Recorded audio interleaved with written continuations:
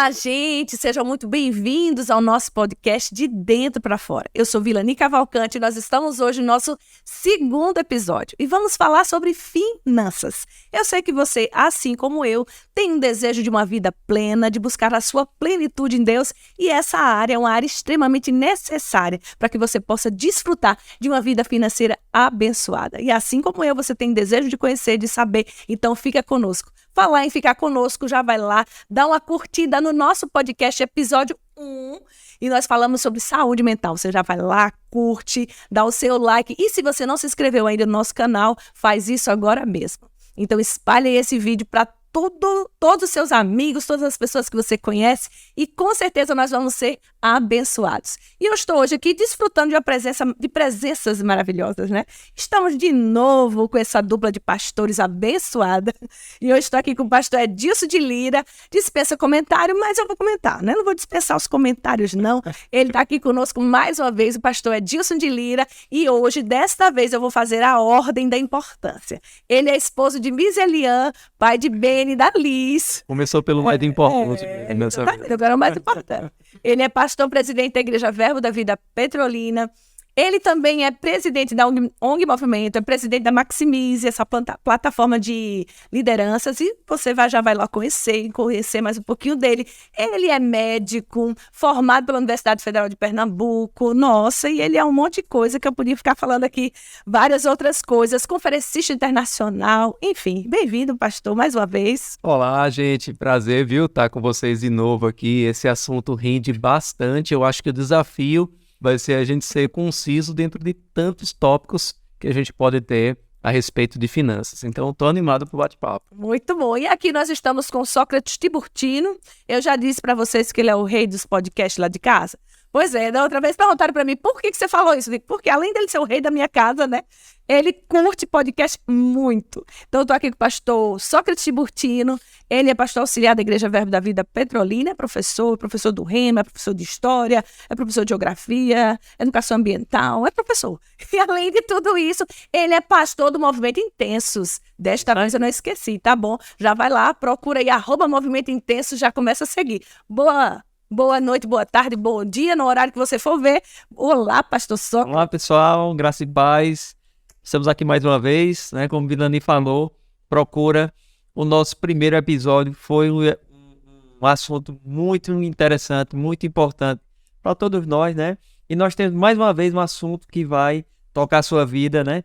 Hoje Vilani vai apresentar daqui a pouco o nosso convidado de hoje. E me veio alguma coisa para falar agora no começo e vai ser bom o nosso convidado estar presente, porque o assunto que nós vamos tratar nessa noite, como ela já falou, é sobre finanças, né? E é bem interessante que todo mundo no planeta Terra, ele se envolve com finanças durante sua vida. Mas nem todo mundo no planeta Terra se envolve com o teorema de Pitágoras durante sua vida. Mas mesmo assim estuda na escola. E finanças, a gente, pelo menos eu, na minha época, a gente não estudou. E hoje em dia tem se pensado nisso. Então assim, tu vai ser abençoado com aquilo que tu vai ouvir essa noite. Acho que ele lembrou de escola, né? Então, falando do nosso convidado, ele olhou para o convidado e disse, eu lembrei de coisa de escola. O que a gente estuda em escola que nem vale a pena, mas tem coisa importante para se estudar na escola, que seria finanças, né? Então, eu estou aqui com o nosso convidado maravilhoso, Emerson Silva Castro. E eu vou aqui apresentá-lo. Ele é empresário, casado com artista plástica, né? Que é nossa querida Binha. Ela também é empresária e turismóloga. Binha Rios, pai também do Gabriel, da Sofia, da Cecília e avô de Alice, fofinha Alice. Graduado em hotelaria pela Universidade dos Baluartes, na Espanha. Graduado também em Direito pela Universidade de Ciências Humanas, Exatas e Letras de Rondônia. Especialista em Gestão Pública e Gestão Estratégica. Fundador da Associação de Jovens Empresários de Rondônia. Ex-presidente da Associação Brasileira da Indústria Hoteleira, também de Rondônia. Ex-promotor de eventos, trilhou carreira pública por 20 anos, tendo sido vereador, secretário municipal de esportes, vice-prefeito, prefeito, secretário de Estado de Desenvolvimento, secretário de Estado da Educação e chefe da Casa Civil. Menino é pouco, não, tem mais. Em Petrolina e Juazeiro é sócio de empresas no ramo de alimentação, diversão, construção civil, lazer, e também é empreendedor e administrador do Colégio Cristão. Pelo paraquedista. Paraquedista. É também. Não acabou o currículo ainda tem um pedacinho. Paraquedista já entra, é paraquedista. Emerson é membro, vice-presidente de um dos fundadores da Abervale, Associação de Bares e Restaurantes do Vale do São Francisco. Graduado no REMA. É um cidadão honorário de Juazeiro e Petrolina e membro da Igreja Verbo da Vida. E faz parte também da diretoria da Igreja Verbo da Vida. E, enfim, terminei o currículo. Bem-vindo, Emerson. A pergunta, né? Vamos interromper aqui. A pergunta é: quantas vidas foram necessárias para construir esse currículo aí, né? Porque ele falou que foi 20 anos da vida pública. Eu falei, meu Deus, quantos anos você tem? Não precisa responder quantos anos você tem. Eu posso dizer que eu sou o mais velho da mesa. Me deixa contestar, meu, dá pra gente fazer algumas coisinhas por aí. A expressão da nossa entrevistadora, eu sou mais velho da mesa. Olha, já tem treta no começo do podcast. Pois então. Gente, obrigado, irmão, por privilégio estar aqui com vocês. Obrigado pela honra, né? E a oportunidade de falar um pouco sobre dinheiro, finança do lar, finança empresarial, finança doméstica também. E também sobre finanças na escola, né? Como já deu o gancho aqui o Sol, que a gente pode bater um papo sobre isso, porque é fundamental a gente ensinar os nossos filhos, nossos alunos, né? E, no caso, filhos, também sou pai, a lidar com o dinheiro, porque existe um preconceito, principalmente no povo latino e sul-americano, de falar de dinheiro em casa, que é algo tão banal, tão natural na América do Norte, na Europa, porque é algo muito corriqueiro do dia a dia, né? Então, falar sobre drogas, sobre dinheiro, sobre vícios, sobre, sabe, essas coisas. Eu não estou colocando dinheiro na minha posição de drogas e vícios, mas para a gente educar bem nossos filhos, para ter realmente gerações saudáveis no mundo. Vamos bater esse papo aqui com vocês. Muito bom. É isso aí. E aí, quando você fala disso, né? Sócrates falou, brincando, é verdade, né? Às vezes a gente aprende sobre o verbo transitivo, direto ou indireto, mas não dizendo que não é ruim, que os professores de língua... Pelo menos a gente usa, né? E às vezes teorema de Pitágoras e tantas coisas, e não se estuda... São do 9º grau.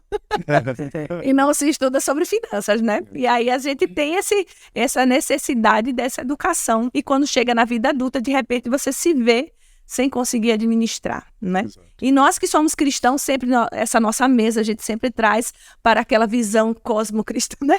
Essa visão mais ampla, cosmovisão cristã, ou a visão cristã, né?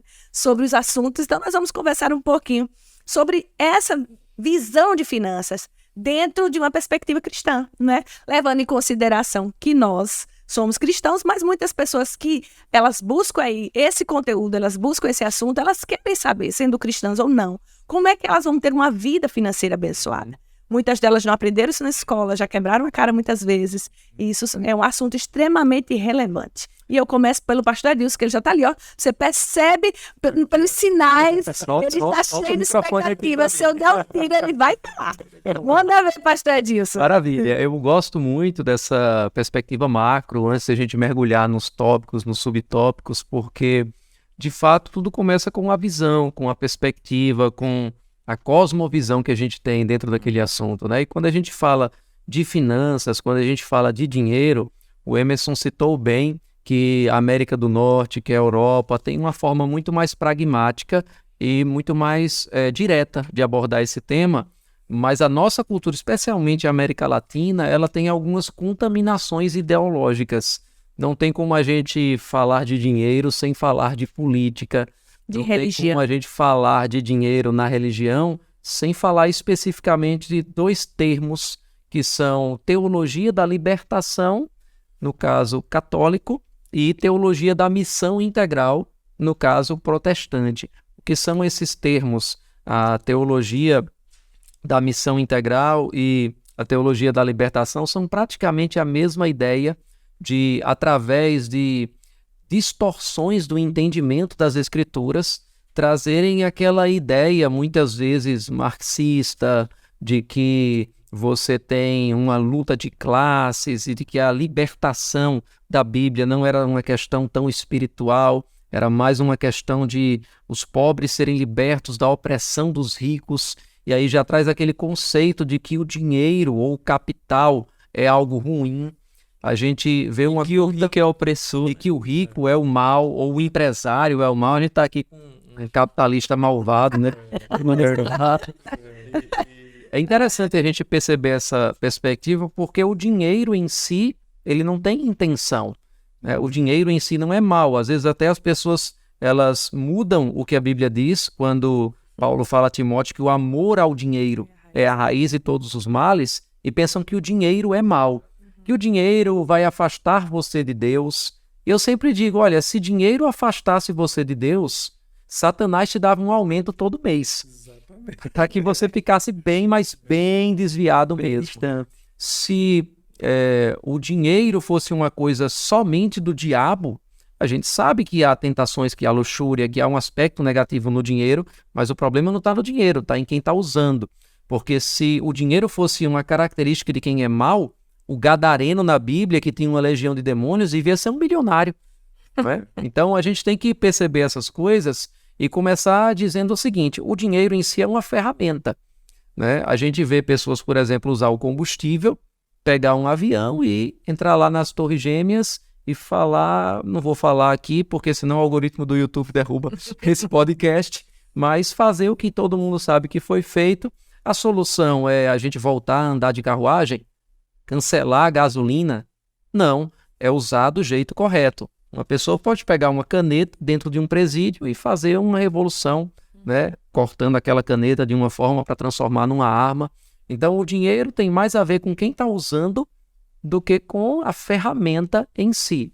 Então a gente, tirando essa perspectiva, descontaminando essa visão da teologia da libertação, da teologia da missão integral, de que o dinheiro é algo ruim, e olhando para o que a Bíblia diz claramente, nós vemos que Jesus falava com muita tranquilidade sobre dinheiro.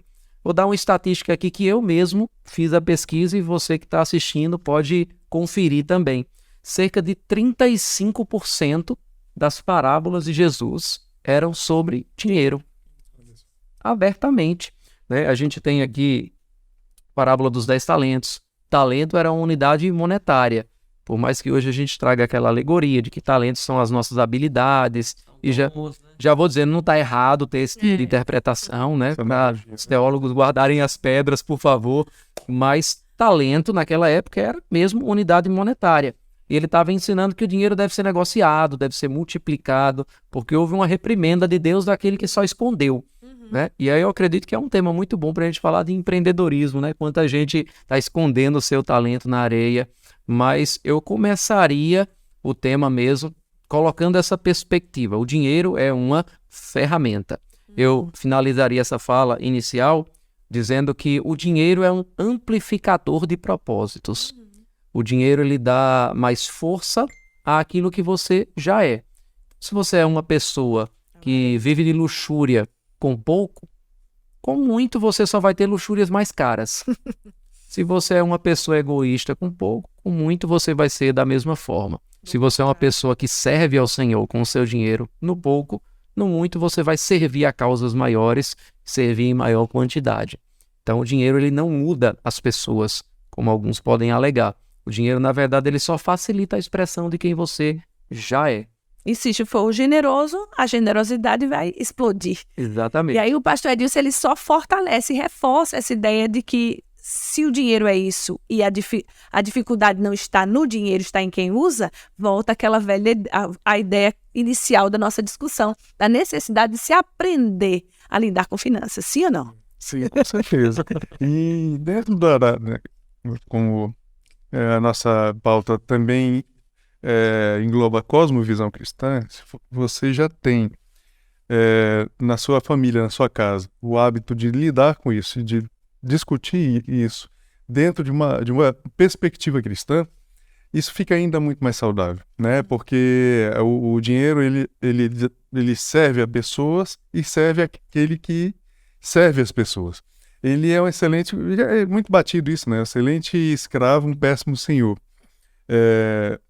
Uma vez eu estava conversando com um amigo sobre o que ele queria fazer quando ele estava construindo uma empresa de distribuição de autopeça. O que ele queria fazer quando ele inaugurasse? Ele pensava em abrir novas filiais, especializar a empresa dele em é só caminhão, carro e caminhão. Ele falou, não, eu quero abrir esse daqui, ganhar muito dinheiro para vender, para abrir 2 em outro lugar. Eu falei, então você gosta do ramo? Eu falei, não, eu gosto de ganhar dinheiro. Aí, isso é algo muito perigoso, porque gostar de ganhar dinheiro, ganhar dinheiro é muito fácil. Ganhar dinheiro é muito fácil. Qualquer pessoa ganha dinheiro. Ele vai num atacadista qualquer, compra um fardo de água por 30 centavos, 50 centavos, vai vender essa água no semáforo por R$2. Vendendo barato. Chega até simples, dependendo se estiver num evento. Então, qualquer ser humano ganha dinheiro. Agora, a gente vive para fazer isso. Eu vim para a Terra para isso. E aí a gente começa a entrar na espiral do vazio, do espaço sideral interior, né? E dinheiro não nos preenche em absolutamente nada. Ele apenas nos dá sustento para a gente continuar na nossa missão de vida. Eu falo isso por mim, né? Por tudo que eu fiz na minha vida. Eu empreendi em tanta coisa. Um monte de Eu vi aqui. né? De paraquedismo. Montei uma área de paraquedismo que hoje é ativa em Rondônia, com amigos meus que estão lá tocando. Tem 2 aviões lá, tem salto de ar. Militei no setor de shows, eventos, vida noturna, hotel, restaurante. Era uma eterna busca, uma busca sem fim. E eu, de verdade, pelo menos eu não ficava procurando apenas a questão do resultado financeiro. Eu gostava de ver a coisa rodando bem. Isso era o meu maior... Satisfação. A minha maior satisfação, né? Mas era sempre um vazio. Agora eu vou montar o quê? Agora, eu dormia pouco. O dinheiro me tirava...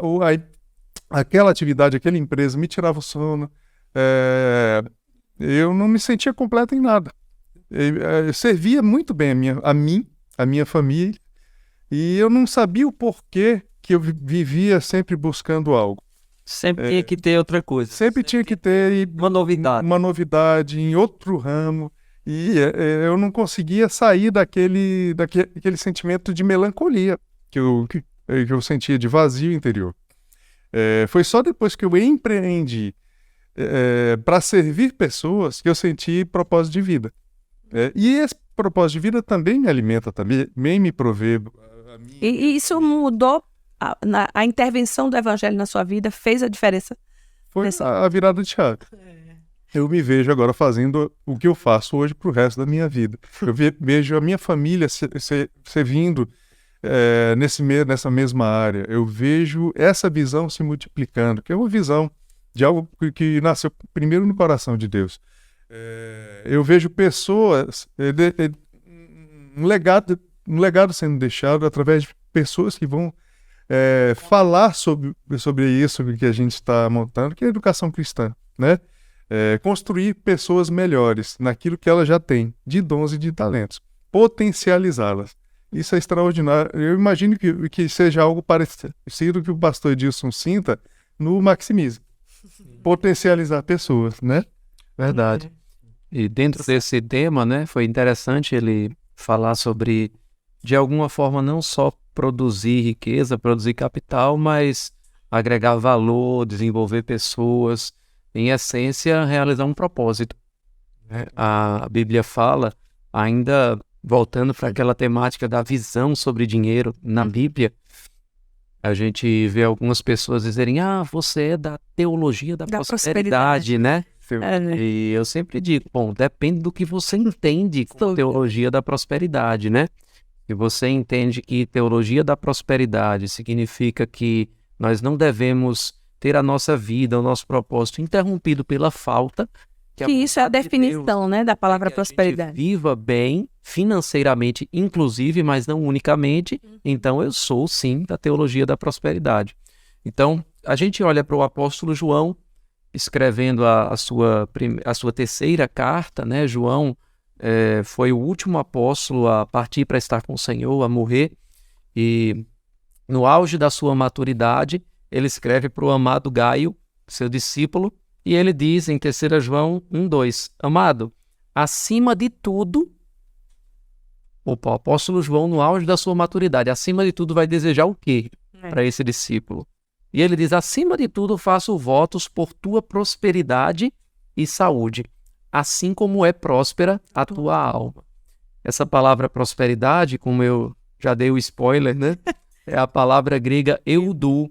Essa palavra significa literalmente boa jornada. E eu gosto de dizer, então, que no dicionário Pastor Edilson, do Novo Testamento, prosperidade significa não ter a sua jornada impedida pela falta. Então, diferente do que algumas pessoas podem pensar, prosperidade na perspectiva bíblica não é necessariamente um reflexo da marca de roupa que você está usando, ou do modelo do carro que você está dirigindo, ou do bairro onde você mora, ou quantos metros quadrados tem a sua casa, ou qual foi a viagem que você fez nas férias, né? Todas essas coisas podem até ser boas, mas não é o que define a prosperidade bíblica, porque senão a gente poderia olhar para um grande assaltante de banco, ou talvez para alguns... E chamá-lo de próspero, né? Corta essa parte dos políticos, né? Mas a gente poderia olhar para pessoas que financeiramente alcançam grandes somas e definir essas pessoas como prósperas do ponto de vista bíblico, quando não é necessariamente assim. Então, prosperidade é não ter a sua jornada impedida pela falta. Isso traz para mim um outro conceito muito importante. É que a minha jornada não é a jornada do Emerson, não é a jornada do Sócrates, não é a sua jornada. Em outras palavras, se as nossas jornadas são diferentes, a prosperidade não pode ser algo comparativo. Eu não posso olhar para a vida de Sócrates para dizer se eu sou próspero ou não, e vice-versa. Por quê? Porque os nossos propósitos são diferentes. Nós estamos aqui nessa terra por razões diferentes. Então, algumas pessoas, talvez elas precisem de uma bicicleta para a sua prosperidade. Outras pessoas talvez precisem de um avião para a sua prosperidade, para cumprir o seu propósito.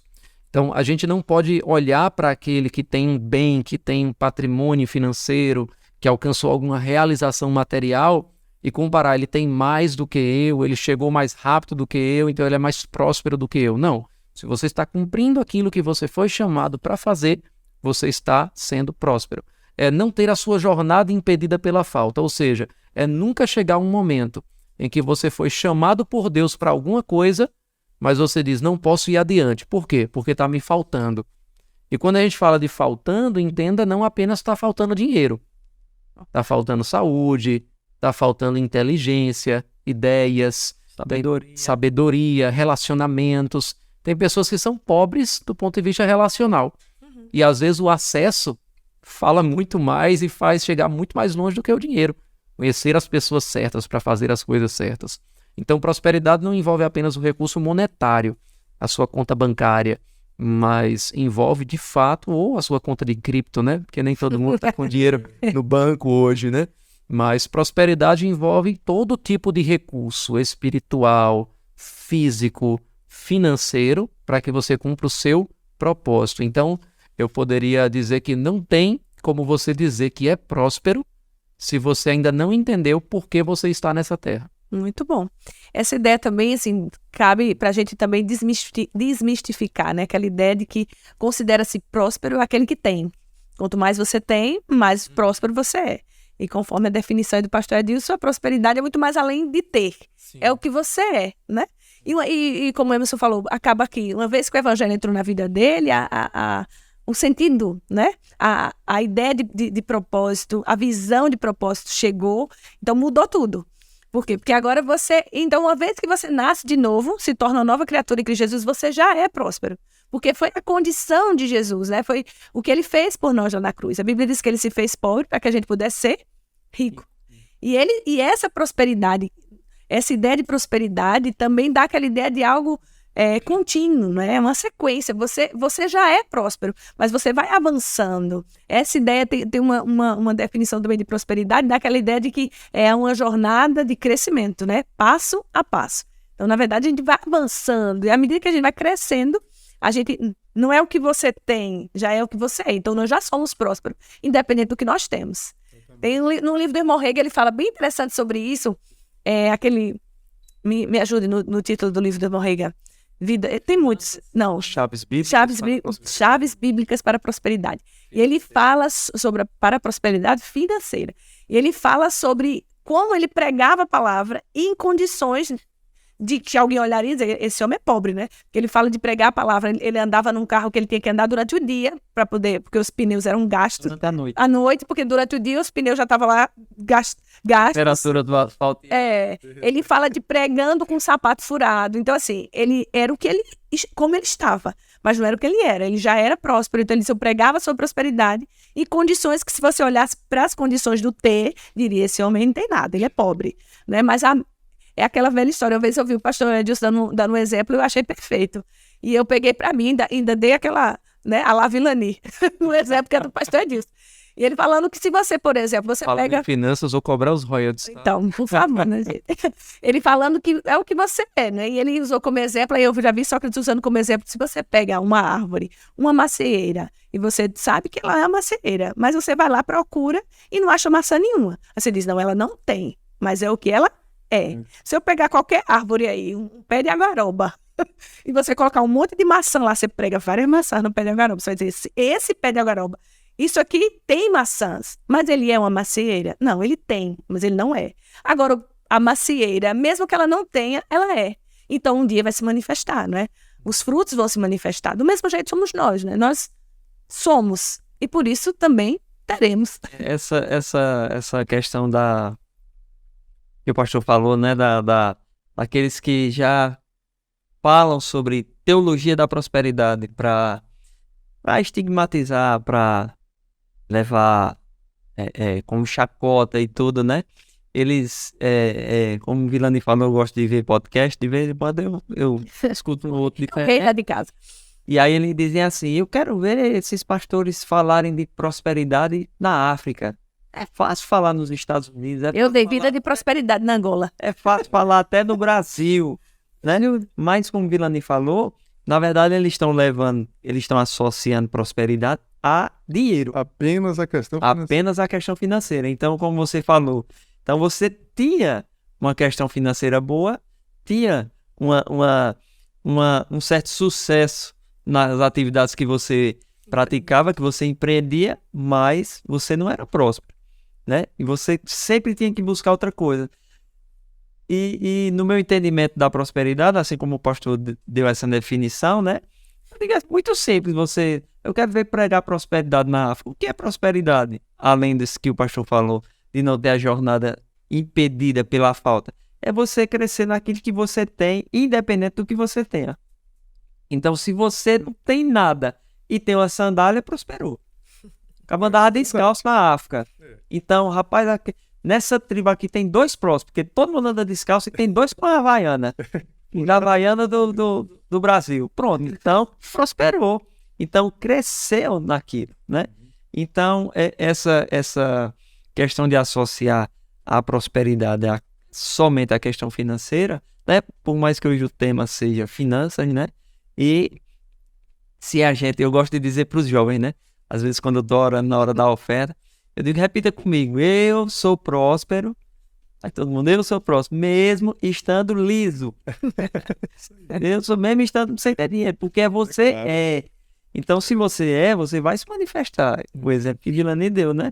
Então, isso vai avançar. Se a gente pegar só como riqueza mesmo, então todo mundo que é herdeiro é próspero, né? Todo mundo que tem uma conta recheada é próspero. O cara roubou, o cara fez falcatrua. Não pode ser. Um cara desse não pode ter o selo de prosperidade, né? E eu também tenho uma questão sobre essa questão das finanças em relação à visão cristã, porque tem que ter algo a mais. Não pode ser só na força do braço. Então, se tem a ver com Deus, você tem que olhar e dizer, rapaz, tem alguma coisa aqui que não foi só minha habilidade, não foi só o meu conhecimento, não foi só a minha capacidade, não foi só a oportunidade. Tem algo a mais que eu não tenho como dizer o que foi. No meu entendimento, é Deus. Então, para que você realmente resplandeça as suas finanças como algo abençoado por Deus, tem que ter essa marca de uma coisa diferente. Sobrenatural. Sobrenatural, A gente fala sempre em primeiro lugar, o que eu vou fazer serve a pessoas, né? Sempre vai ter pessoas E serve a pessoas, tem Deus. você já deu uma afastadinha no campo. né? O diabo. Já botou de ladinho. Já. Assim, ele não quer, né? Mas serve a pessoas, mas é algo que Deus projetou para você, que pode servir as pessoas, não ser necessariamente um propósito seu de vida. Lícito, ok. Você pode empreender em algo que sirva somente a você. Sirva as pessoas, mas que não necessariamente seja o seu propósito de vida. E você vai prosperar nisso daí. Tendo organização, cercando das pessoas certas, no local certo, com muito esforço, com muito trabalho. Não, isso serve às pessoas, mas também é algo que eu recebi com um ato profético, uma palavra profética ou com uma oração. O Espírito Santo falou para mim. Você pode também ter muito esforço, você também pode cercar as pessoas certas, só que existe uma corrente invisível ali. Tem aquele filme, Procurando Nemo. Procurando Nemo é interessante, que eles vão deslocar de um continente para outro, aí pegam uma carona numa corrente. Você olha o mar, é uma coisa só, né? Uma coisa só. Os navegantes, os marinheiros, né, eles sabem bem onde colocar seu barco na corrente certa. Mas para a gente leigo, nós olhamos aquele que... Tá tudo igual. Tá tudo igual. Tem correntes que aceleram a velocidade. Então, essa corrente que acelera a velocidade é exatamente aquilo que você não... Contratando a melhor pessoa, tendo todo o dinheiro no mundo, melhores equipamentos no mundo, você não consegue fazer. É o sobrenatural de Deus. E ele é absolutamente real. Ele é absolutamente detectável, né? O sobrenatural é o natural para o cristão e também é o natural no dia a dia. Você vê duas bancas na feira, né? As duas mulheres vendendo tapioca. As duas são atenciosas, atendem bem. Mas uma tem fila, a outra não tem. Sabe? Essa aqui está pagando as contas, está no esforço do braço dela. Essa aqui também está no esforço do braço dela, pagando as contas. Mas tem um algo a mais. Aqui ela está no propósito dela. Esse deveria ser o grande gol do cristão. Pedir e buscar todos os dias, Senhor, me revela o meu propósito. Sabe, de alguma maneira, me coloca pessoas ou situações, circunstâncias que estabeleçam na minha vida o propósito que tem para mim. Porque Ele é que sabe as coisas que Ele tem para nós. E são para o nosso bem e não para o nosso mal. Só que você tem que ter a coragem também de enfrentar as tribulações, né? Os naufrágios, as prisões, as cadeias, os ventos contrários, e perseverar. Nesse sentido, eu falo que uma mentoria, não só empresarial, mas espiritual, alinhada, faz muita diferença. Muito empresário acha que ele é o tal, ele faz e acontece, e pode ser que seja também, né? Mas eu conheço centenas de empresários, principalmente na minha cidade, no meu estado. E eu vejo muito vazio próspero. muito vazio ambulante. São os ricos de pobres. carros de luxo, sabe? Andando em carros de luxo. São pobres que só têm dinheiro, como alguns dizem. Exatamente, cara. Tão pobre que a única coisa que tem é dinheiro. Se resume a conta bancária. Isso é de uma miséria atroz, sabe? É verdade. Eu gostei dessa ideia porque a gente bate e volta e acaba caindo na palavra propósito. Tá quase mudando o tema do podcast, né? Verdade, Propósito cristão. Mas, de fato, não tem como falar de Emergiu de prosperidade muita bíblica sem falar de propósito. Porque, até mesmo da perspectiva de empreender, de trabalhar, eu entendo que quando você descobre o seu propósito e você mergulha nele, você começa a também perceber paixão no que você está fazendo. Tem tanta gente hoje que, às vezes, tem o sonho de ter um emprego pelo emprego por causa do salário, mas às vezes não tem o propósito de estar naquele trabalho. E quando você está debaixo do seu propósito, quando você está apaixonado pelo que você está fazendo, eu costumo dizer que todo dia se transforma sexta-feira.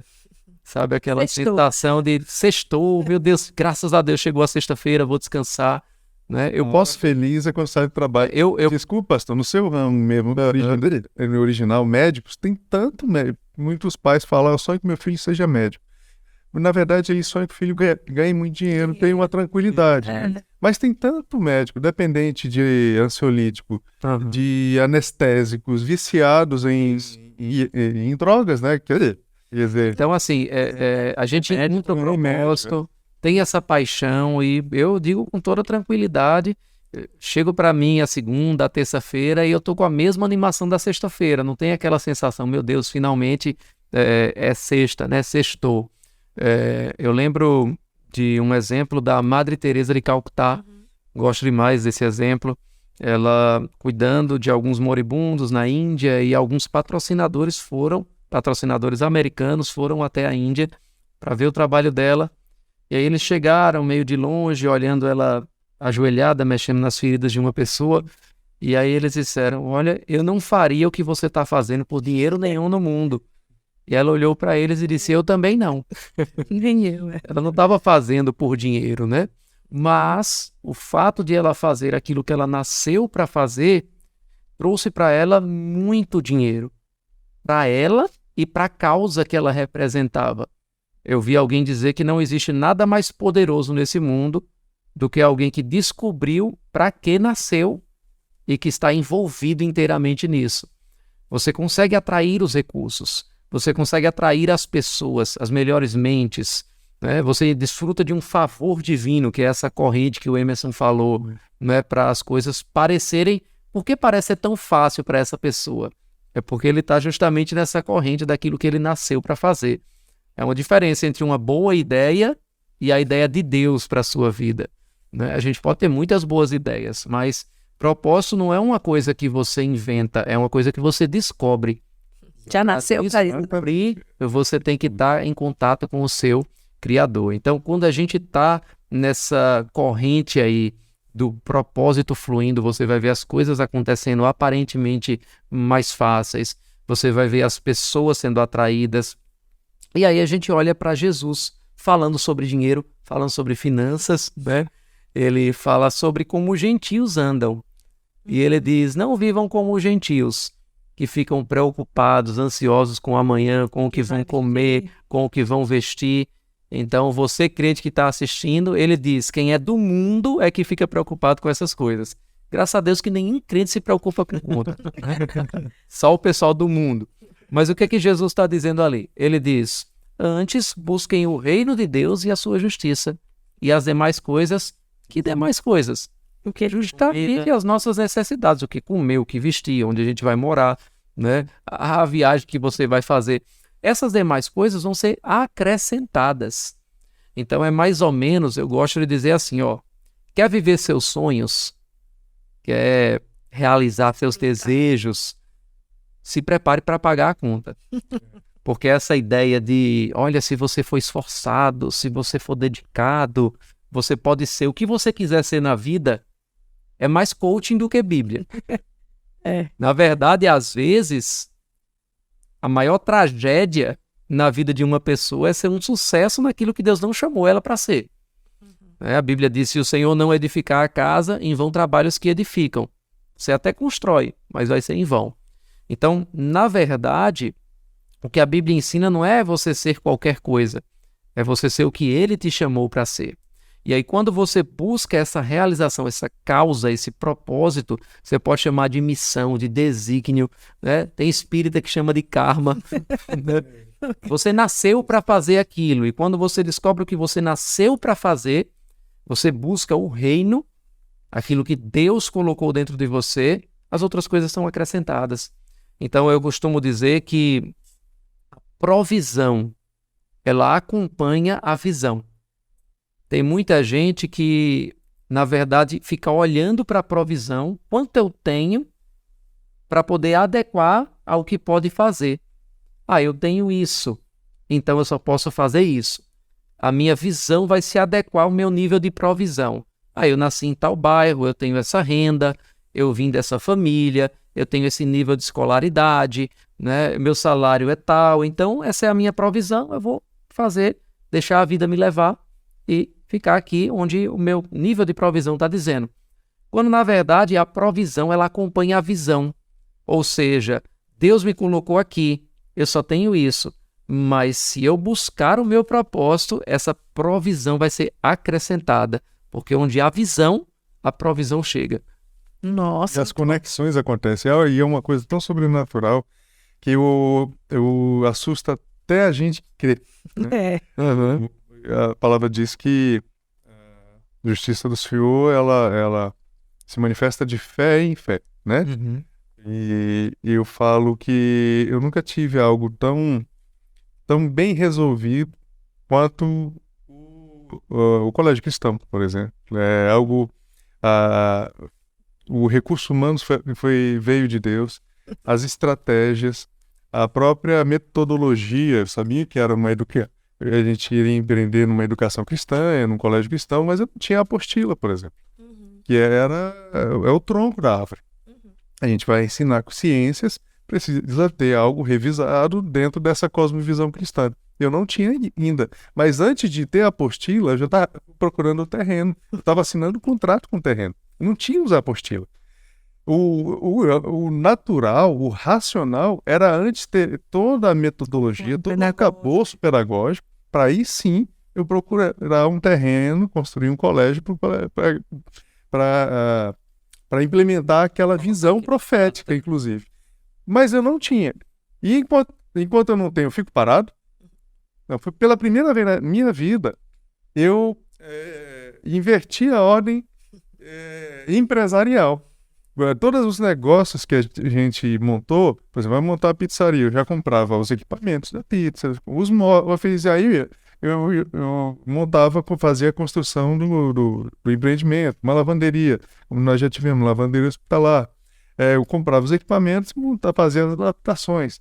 O colégio não, foi o oposto. Eu tenho a impressão que se a gente fizesse o currículo do Emerson, dava só o podcast dizendo que ele já fez. Já empreendeu, Porque o colégio, eu faço um colégio embaixo de uma árvore. Embaixo. Eu posso ter excelência pedagógica embaixo de uma árvore. Mas eu não posso... cientificamente comprovado. Eu não posso ter um excelente colégio apenas com parede, né? Então, a gente se colocou na posição e obediência, fazendo aquilo que eu podia fazer, com o máximo que eu podia fazer, com o que eu tinha, e Deus foi trazendo os professores, as coordenadoras, a metodologia, a provisão em determinado momento, né? E os alunos. A gente tinha uma expectativa, quadruplicou a nossa expectativa. Então, empresarialmente falando, foi a primeira vez que eu deixei literalmente ser guiado pelo Espírito Santo, por uma visão, pegando tudo aquilo que eu aprendi na minha vida. Aí a gente vai unindo os pontinhos, né? Deus faz o desenho da nossa vida com vários pontinhos. Ele gosta desses enigmas. E ele vai colocando a gente nesse pontinho e coloca nesse outro, nesse outro, até que a gente vê o quadro pintado, o quadro completo. Quando uniu o pontinho, eu falei, agora eu entendi porque o senhor me colocou na posição de secretário de Estado da Educação.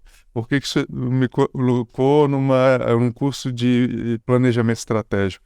Por que eu venho com um pai que foi construtor, trabalhei com meu pai muitos anos. O que eu fiz na minha vida que não tinha conexão com a sua visão? Nada. Todos os momentos, todos os projetos, por onde eu passei, me conectaram com pessoas, situações e desafios que me destravaram o Colégio Cristão. Hoje recebemos a visita do cônsul americano no colégio. Eu conheci ele há 10 anos atrás, em Rondônia. E de repente eu estou no Vale de São Francisco e ele é cônsul aqui no Pernambuco, né? A metodologia do Colégio Cristão eu conheci do casal, da família que comprou minha casa, de quem tinha comprado a casa, né? Nós vendemos nossa casa para uma família, essa família vendeu para uma outra família, essa outra família entrou em contato conosco.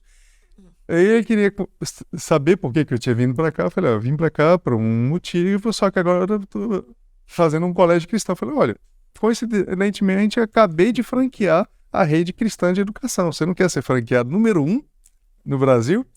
Isso tudo não pode ser natural. Não são Não é coincidências, natural, não existe, isso é inconcebível. É como eu dizer que no estado do Amazonas está coberto com moedas e tem uma moedas iguais, tem uma moeda de um valor diferente. Eu salto de paraquedas, pouso e pego essa moeda de valor diferente no estado do Amazonas. É mais ou menos essa comparação. Então não é ser preguiçoso e esperar. É fazer o que você tem que fazer com o que você tem nas mãos naquele momento. Que tudo mais vai acontecer, vai ser conectado e vai surgir na sua vida. Muito bom. Nossa, bom demais. E aí a gente fica surpreso, surpreendido. E também a gente, assim, é abençoado por essas palavras, né? Sabendo que o incomum de Deus, ele continua fazendo o incomum. Agora, ele precisa encontrar sempre em nós uma disponibilidade para fazer e ser o que Deus nos chamou para fazer e ser nessa terra. Tá vendo? As coisas estão realmente voltando para as coisas do propósito.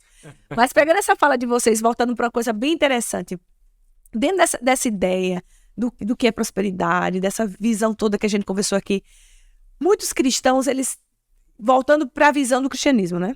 Existe aquela ideia da própria raiz mesmo, da construção do cristianismo no Brasil, enfim, que a gente pensa, tem aquela ideia meio que a gente vai viver com pouco, e se estiver vivendo com pouco, tá tudo bem, né? Tá tudo certo.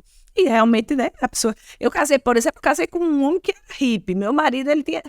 Não era hippie porque ele era hippie, não. Ele estudou, já era funcionário público, mas ele tinha uma visão assim. Se eu tiver o pouco, se tiver para mim e para meus filhos, tá bom demais. Não era assim? Em casa, né? Era a visão... Por quê? Porque foi a educação que ele recebeu da mãe, foi a educação que ele recebeu da formação cristã dele. Se você tiver...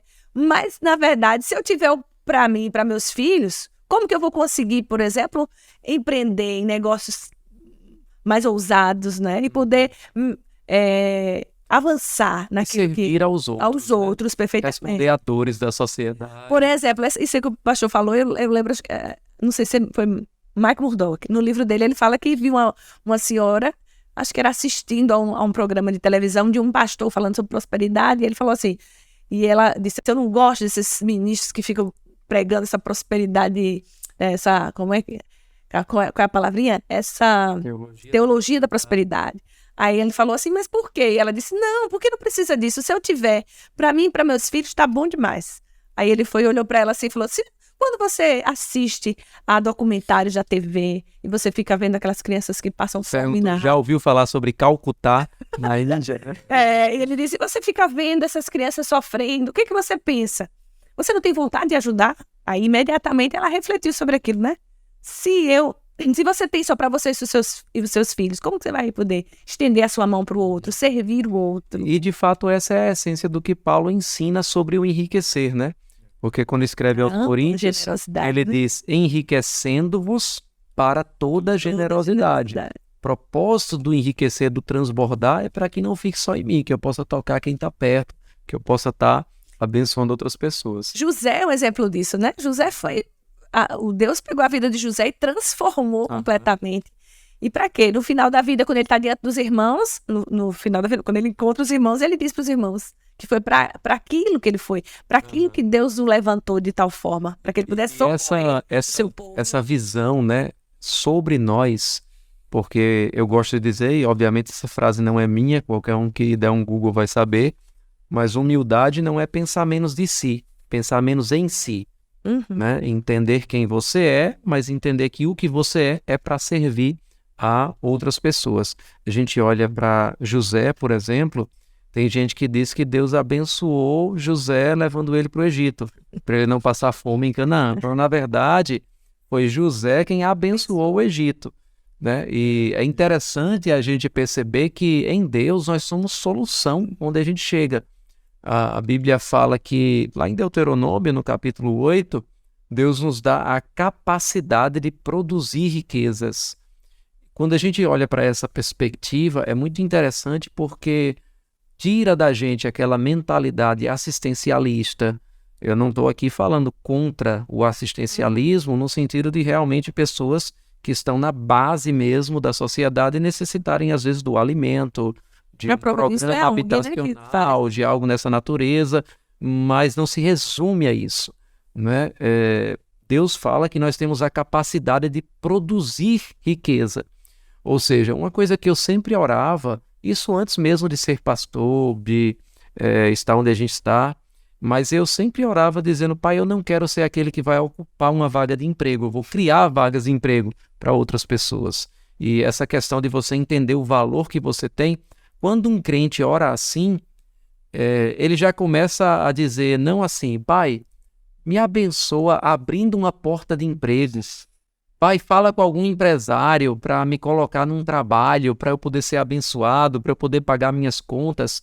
Quando você começa a entender quem você é, que Deus te deu capacidade de produzir riquezas, e aí já quebra um paradigma, porque se Deus me dá capacidade de produzir riqueza, quer dizer que riqueza não é ruim, porque não tem nenhum lugar na Bíblia dizendo que Deus nos dá capacidade de produzir maconha, por exemplo, né? Produzir pobreza. Ou produzir pobreza, né? Então Deus não dá capacidade para a gente de produzir o que é ruim.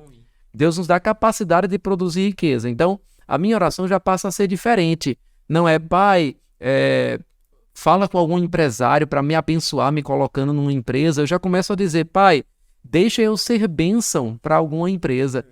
Deixa eu somar nessa instituição. Deixa eu entrar em um lugar para chegar lá, eu vou arrebentar. Para fazer a diferença, para abençoar pessoas, para resolver uma dor da sociedade, daquela instituição, de um grupo específico de pessoas. Você já entende, eu sou resposta.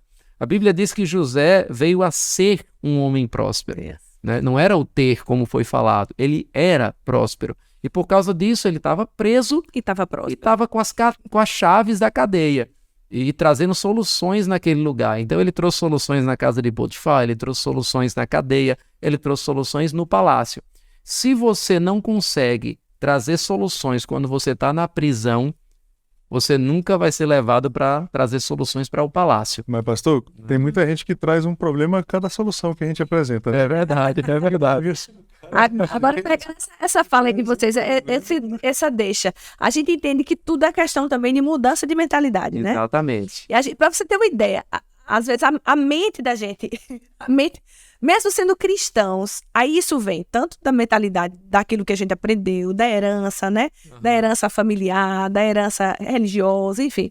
E essa mentalidade fica de um jeito, você aprende que você é próspero, então você entende, não, eu sou próspero, eu mudei minha condição por meio de Cristo Jesus, eu sou próspero. Então, se eu sou próspero, eu já sou próspero, então eu vou ficar aqui, a boca escancarada, cheia de dentes, esperando a morte chegar. Então, você já fica, não, eu sou abençoado, eu sou abençoado. A bênção de Abraão está sobre a minha vida. Então, assim, uma coisa é a bênção de Abraão está sobre a sua vida, é a consciência de que ela está, mas o que você está fazendo com essa bênção de Abraão? Tem tanta mentalidade, tem cliente, por exemplo, que até resiste muitas vezes até o trabalho. Quantas vezes você escuta as pessoas dizerem que trabalhar, o trabalho é a maldição do pecado do homem? Essa pessoa não leu a Bíblia, né? Porque a gente pode falar. Desculpa, isso é tão Tacanha, cruel. E é uma mentalidade muito predominante no Brasil. Predominante. Vou falar do Brasil porque é onde a gente vive, né? Essa questão da hora feliz é a hora que eu vou embora do meu trabalho. Não é a hora que eu chego no meu trabalho. Eu faço as coisas esperando a hora de terminar. Não, eu tenho que fazer as coisas sempre da melhor maneira se possível, porque o dia tem 24 horas eu fazendo alguma coisa com eles de bom ou não. Só que a virtude, a virtuosidade, no sentido de ser virtuoso, né? O violinista virtuoso é aquele que toca muito bem. A virtuosidade no trabalho nos faz destacar. E isso é tão forte que tem países que buscam quem tem habilidades especiais. Por exemplo, nos Estados Unidos tem um visto que dá o green card para quem tem habilidades extraordinárias. Eles vão em outros lugares, né, ver aquela pessoa que tem habilidade e oferece. Ou seja, você quer ser do meu reino, né, quer ser da minha nação, meu cidadão. Então, essa mentalidade que a gente percebe no nosso país, infelizmente, ela muda com educação. Porque nós temos uma educação que criminaliza a prosperidade, que criminaliza o ganhar dinheiro, né? Que não que seja esse o nosso propósito de vida, nós já deixamos claro aqui na nossa conversa, né? Mas que criminaliza se alguém ganha dinheiro é porque alguém perdeu. Essa é a mentalidade Tá usurpando, tá... ideológica, né? Eu celebro cada bilionário que surge no Brasil, porque ele puxa dezenas, centenas de milionários que puxam milhões de classe média. Classe média baixa para classe média e classe média alta. Então, no mundo, há 200 anos atrás, não lembro bem se 200 ou 300 anos atrás, havia 80% de pessoas que viviam abaixo da linha da pobreza. Viviam de lixo e doação, literalmente. Hoje é 10%. Então, enriquecer é um fenômeno global. Só que qual é a qualidade desse enriquecimento? É prosperidade? Não é pensar, né? Nessa sala aqui, a gente está vivendo num luxo que o rei Salomão não vivia. Exatamente, não. Ele não tinha em toda a sua glória um ar-condicionado, ele não tinha em toda a sua glória um smartphone, Isso aqui, uma água gelada, né? Isso aqui tem mais tecnologia embarcada que a Apollo 11, que levou para um... Exatamente. Né? Uma criança com 7 ou 8 anos de idade tem mais acesso a eu interrompi, né, para falar esse argumento, porque a gente vê muitas pessoas, né, daquelas que encontram um problema para cada solução, que tem uma visão fatalista da humanidade, da sociedade, que está ficando cada vez pior, né? E, de fato, na verdade, a humanidade vem melhorando astronomicamente, né? A gente está vivendo aqui o que o rei Salomão não vivia. Qualquer pessoa que está assistindo esse podcast tem mais conforto do que o quarto do templo de Salomão, muito provavelmente, só pela tecnologia. Então, a sociedade, ela vai evoluindo como fruto do trabalho mesmo, né? E hoje, mas a qualidade, é isso que eu estava falando, hoje morre mais gente de suicídio do que de guerra. Hoje morre mais gente de excesso de comida do que de falta de comida. Então, essa qualidade é que a gente tem que estar questionando, a qualidade desse enriquecimento. Enriquecer não é prosperar necessariamente. Por conta desses subprodutos que a gente está gerando no mundo. Gente que se mutila porque simplesmente não sabe lidar com uma frustração que no nosso dia a dia de infância era natural, né? Era normal. Eu ganhava presente no meu aniversário, no Dia das Crianças, não, meu aniversário no Natal, às vezes no tal do Dia das Crianças, né? Tem uma dessas datas, no meu caso. Não era um presente no Dia das Crianças. No meu caso, já era pior. Qual era um presente no Dia das Crianças? E tomar sorvete. Hoje é todo dia, né? Hoje você... Refrigerante, você só bebia quando tava doente. Guaraná, tática, com bolacha e creme crack. Então hoje você... A gente tem que fazer até que tava doente pra tomar um guaranazinho. Você tá falando da vida de pobreza, né? Era mais difícil, né? Tem os escassos, tem os pobres, mas antigamente refrigerante, por exemplo, né? Mas pô, depois da garrafa PET foi que... Ficou mais popular. Popularizou. Mas era uma coisa que você pedia uma garrafa de Coca-Cola e dividia para 2. E outra Hoje coisa, é uma garrafa de 2 litros para dividir para 2. Aí voltando a essa questão da mentalidade. Você vê um país que é mais jovem que o Brasil, que é os Estados Unidos, é mais jovem. Pouca gente sabe disso, é mais jovem que o Brasil. A Austrália é mais jovem que o Brasil, o Canadá é mais jovem que o Brasil. É porque nós fomos uma colônia de exploração lá, foi de colonização mesmo, né? Não, mas a Austrália era prisão, era uma ilha, ia somente os criminosos para lá. São os mitos que a gente tem como construção de narrativas para justificar o status quo, né? Exatamente. Não muda porque aconteceu isso há 200 anos atrás, né? E aí tem que aceitar. E na América, como surgiu a educação? Os que foram colonizar a América, as famílias que foram colonizar a América alfabetizavam as crianças nas igrejas, né? Com a Bíblia. É a nação que mais desenvolve pesquisa científica, que mais tem prêmios Nobel no mundo. A educação começou dentro das igrejas, estudando a palavra de Deus, alfabetizadas com a Bíblia. E a gente criminaliza trazer o ambiente cristão para dentro das escolas. E você vê a importância, né, de religião e finanças, né, e até a construção social mesmo do país, porque América Latina, Brasil, a gente tem os jesuítas, tem uma formação sobre o dinheiro, né? Quando a gente fala da América do Norte, a gente tem os puritanos, a gente tem um outro grupo que via o capital de uma forma diferente, que via o trabalho de uma forma diferente, e daí já nasce uma outra perspectiva sobre prosperidade mesmo, né? Olhando para o Brasil hoje, é inegável para qualquer sociólogo que, por exemplo, os neopentecostais, por mais que alguns acabem criticando, eles contribuíram significativamente com a classe média baixa, porque às vezes uma pessoa que não tinha nenhuma perspectiva encontrava algum alívio para seu dia a dia na bebida, na prostituição. De repente ele encontra aquela igrejinha lá de bairro, na periferia, que começa a mostrar o valor que ele tem em Deus. Ele já começa a mudar a forma que ele se veste, ele já começa a olhar para ele de uma forma diferente, já começa a ver uma perspectiva de crescimento. E essa mudança de comportamento, aqui eu nem estou entrando na parte espiritual, né? Só esse aspecto sociológico mesmo. Essa mudança de comportamento já faz com que ele comece a ser mais produtivo no trabalho, comece a ser promovido, cresça financeiramente. E o que incomoda, aí a gente entra num ponto sensível, é que sem necessariamente muita dependência de agentes políticos. Então é por isso que também o neopentecostalismo, ele fere um pouco alguns eixos políticos mais assistencialistas, que querem uma dependência do Estado, né?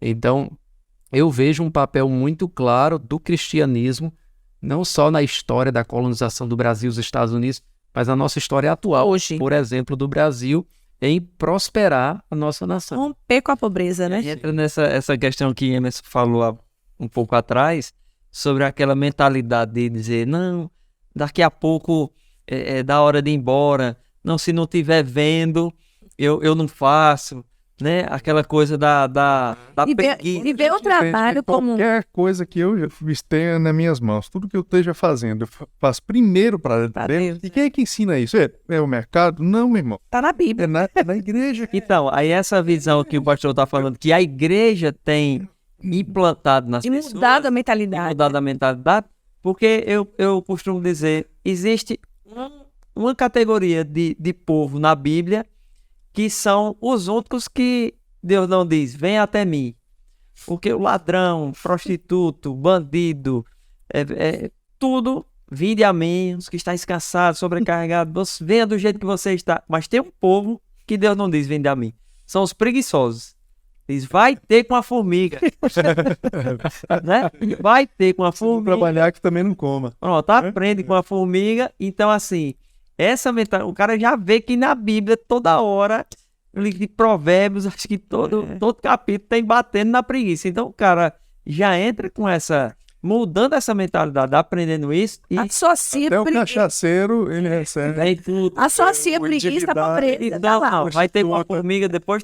Quantos textos de provérbio, né? Associa preguiça à pobreza. É à toa que o homem mais rico da história Que é escreveu o homem contra... que mais falou contra a preguiça. Né? Outra E a coisa, também, assim, por exemplo...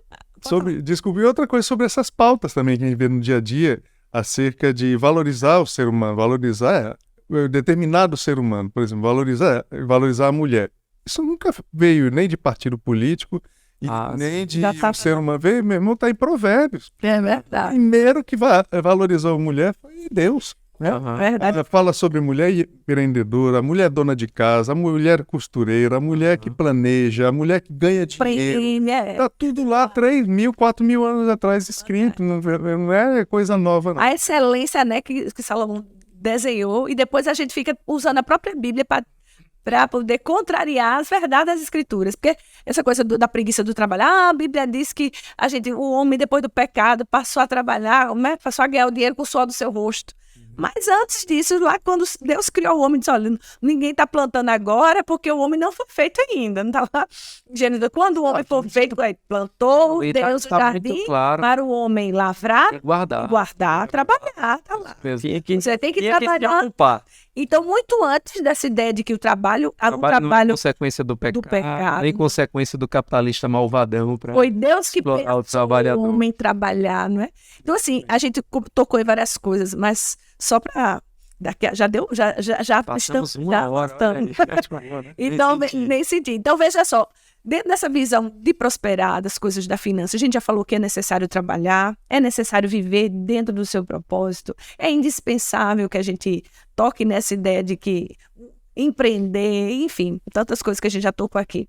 Quais outros princípios a gente podia levantar? Por exemplo, eu quero ter uma vida financeira abençoada. Eu já entendi que para ter uma vida financeira abençoada, eu já entendi o que é prosperidade, que não é TEC, eu já entendi que o que o pastor colocou aí, que tem a ver com propósito.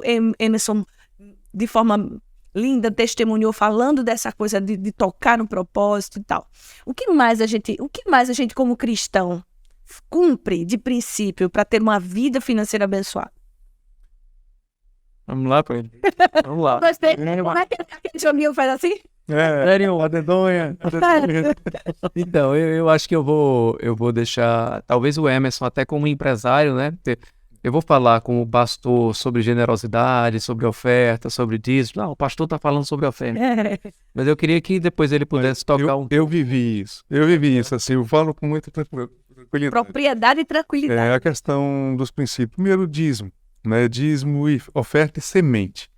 Eu vou colher o como, irmão, se eu não semeio, né? Não porque Deus precise, porque eu esteja barganhando, não, porque eu estou destravando meu coração da usura, né? O desapego ao amor, ao dinheiro, né? Eu já fiz, até com um testemunho de ofertas com meus negócios fechados na pandemia. E fiz ofertas e na semana seguinte eu recebi uma locação de um imóvel nosso que cobria a oferta e gerava mais uma outra oferta. E uma coisa que muita gente pergunta, né, para mim particularmente, é sobre a empresa e a pessoa física, né? Porque assim, eu sempre digo, olha, a sua empresa dizima e a sua pessoa física dizima. Sua empresa oferta, sua pessoa física oferta. Então, se você quiser tocar um pouquinho nesse assunto também, Emerson, como empreendedor mesmo, né? Eu acho que seria Exatamente. interessante. O período que eu mais prosperei na minha vida foi o período de pandemia aqui, fora da minha terra, sem conhecer quase ninguém. Né? Eu era de uma outra denominação. Quando cheguei aqui, a primeira coisa que eu fiz foi ir cultuar nessa denominação, até que alguém me apresentou um convite para ir lá na nossa igreja, no Verbo da Vida. E eu era resistente aí. E por que eu era resistente aí? Porque eu tinha tido experiências com cristãos muito negativas na minha vida. Eu falei, isso eu não quero ser. Então eu tinha meu coração fechado. Só que minha esposa insistiu, vamos e tal. Resultado que eu não fui praticamente para nenhuma outra igreja, né? Eu fui visitar algumas outras, mas eu me encantei tanto com a nossa igreja, porque pela primeira vez na minha vida eu vi dentro de uma igreja falar sobre o Espírito Santo. Eu ia falar muito sobre Santo, mas não sobre o Espírito Santo. Isso não é uma crítica, é uma constatação. Claro. Eu respeito muito todas as religiões cristãs, qualquer que seja a vertente dogmática dela.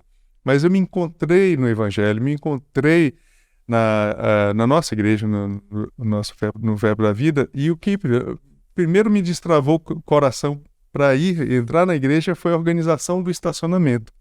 Quando você diz que o corpo de Cristo ele é todo importante, quando a gente transplantando para uma realidade eclesiástica, né, tudo tem que estar funcionando com excelência.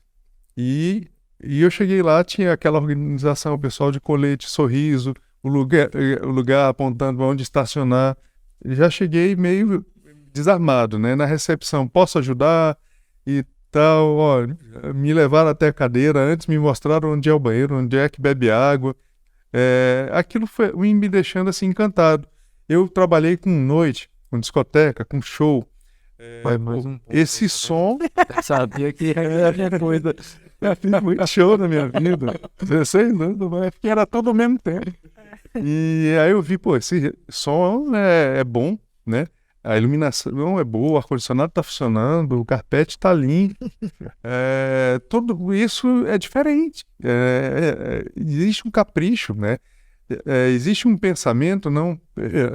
existe um corpo trabalhando de forma harmônica. A gente sente vontade de fazer parte daquilo, a gente sente vontade de propiciar mais pessoas aquilo. Como é que eu propicio mais pessoas aquilo sem um custo financeiro? Aí a gente se sente estimulado também a ofertar. Primeiro, a minha oferta foi racional. Primeiro, eu não era membro da igreja e ofertei. Porque eu vi sentido e vi qualidade na gestão da oferta. Era um empresário ofertando, né? Era um empresário eficientemente administrado o dinheiro, então eu vou aportar aqui. Né? Depois eu entendi, já fazendo um discipulado, estudando a palavra, vindo a palavra dos nossos pastores, eu entendi que a oferta serve primeiro a mim. De que sentido? Se eu der uma oferta, um dízimo, aliás, Deus vai me retribuir. Não, destravando meu coração. Porque eu era muito apegado ao cartesianismo, ao planejamento, a ter tudo controladinho. E quando chega uma pandemia, fecha os negócios que a gente tinha. E eu senti inclinação no espírito de ofertar, não dizimar, é obrigatório, mas de ofertar. E o engraçado, vinha um valor no meu coração, e eu perguntava da minha esposa, vamos ofertar? Ela, vamos. Você pensa em alguma coisa? Ela, X reais. Eu falei, mesmo valor, o mesmo idêntico, e quebrado. Tipo... 250? Não. 3.350 reais. Coisa absurda, gente. Absurda, minha mulher confirmar. Aí eu percebi, assim, a alegria para aquela pessoa, mas só que ia receber. Só que eu não tinha medo de entregar aquele dinheiro. Antes eu tinha. Eu percebi que meu coração estava sendo trabalhado. Eu percebi o propósito de ofertar e de semear e de dizimar. Ele serve primeiro a mim. Na palavra de Deus, a bênção de Deus nunca é presa. Não é um vaso de bênção, não é um lago de bênção. É sempre um derramar de bênção. É um rio. Um transbordar, é uma cascata. E a gente fala muito nos cultos, né? Senhor, derrama a tua bênção sobre mim. Se está derramando é porque... está transbordando, né? E eu teria que ser também o mesmo canal de transbordo na vida das pessoas. Aí você entendeu tudo, irmão. Bom demais. Muito bom demais, bom demais. Então é isso aí. Tem muitas coisas ainda aqui pra gente falar, muitas coisas boas, né? Mas nós estamos aqui avançados na hora e eu queria, de uma forma rápida, que cada um de vocês pudesse dizer assim, o que deve ser tocado ainda em poucos minutos, né? Falar pra gente dentro desse assunto. Vou começar por Sócrates, que já falou menos. Tá cronometrando aí, menina. Vai. Então, assim, o que é essencial, que não foi falado ainda, que você acha assim, dentro desse assunto? Por exemplo, não, vou dar um exemplo, não, você pensa. Por exemplo, a gente falou sobre, tocou um pouco sobre planejamento, ele falou sobre oferta, tem dízimos, tem alguma coisa ainda dentro do dízimo, do ofertar para ser dito, dos princípios, né, para uma vida próspera, para uma vida financeira abençoada. Porque a gente tem uma vida financeira abençoada, porque a gente trabalha, porque cumpre os princípios da palavra, enfim. Então, quando é utilizada essa palavra abençoada, né? Então alguém abençoa. No nosso caso, a gente crê que é Deus. Então, para que Deus abençoe algo, né? Não quer dizer que aquilo que está dando certo é porque Deus está abençoando. Né? Porque se fosse assim, não tinha nenhuma empresa, por exemplo, nos países ateístas que dava certo. Né? Então tem muita gente, empresas no Japão, empresários ateus e cientistas que descobrem vacinas e descobrem medicamentos para ajudar a sociedade, né? Então, mas como nós somos cristãos, nós acreditamos que quando algo é abençoado por Deus. Mas quando é que Deus abençoa? Quando se cumpre princípios, né? Então, Deus ele só abençoa quando se cumpre princípios. E quais são os princípios nas finanças para que Deus possa... Deus pode todas as coisas, mas quando eu digo possa é para que ele haja, porque Deus pode todas as coisas, mas ele não faz todas as coisas. Por exemplo, Deus não mente e Deus não age na ilegalidade, né? Deus não age na ilegalidade. Não, Deus vai fazer uma arrumada ilegal para que aquilo aconteça. Então, como nós estamos falando de finanças e para que as finanças sejam abençoadas, foi o exemplo que você deu, então, como é que Deus age nisso?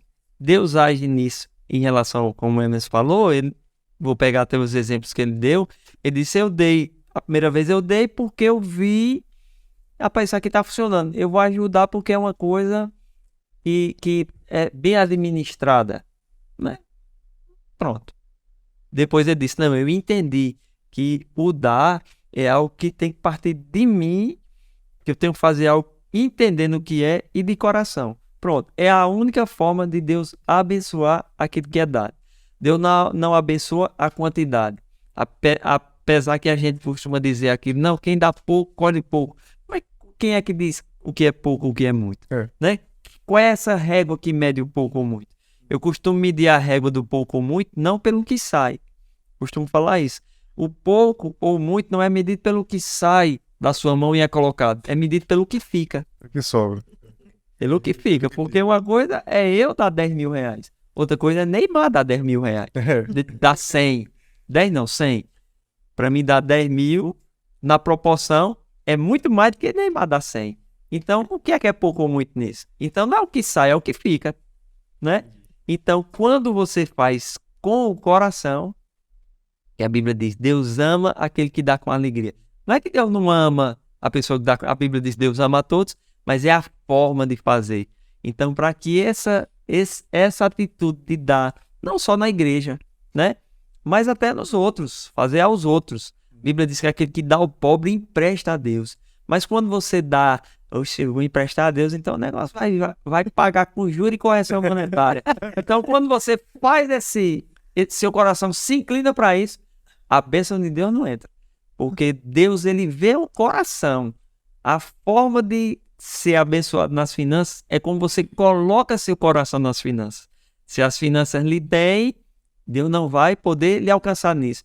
É a única coisa que Deus compara com o Senhor. Porque você vai ver na Bíblia que vai dizer, não sirva a outros deuses. Não sirva ao Deus tal, ao Deus tal, ao Deus desse povo. Mas a Bíblia não chama nenhum Deus desse de Senhor.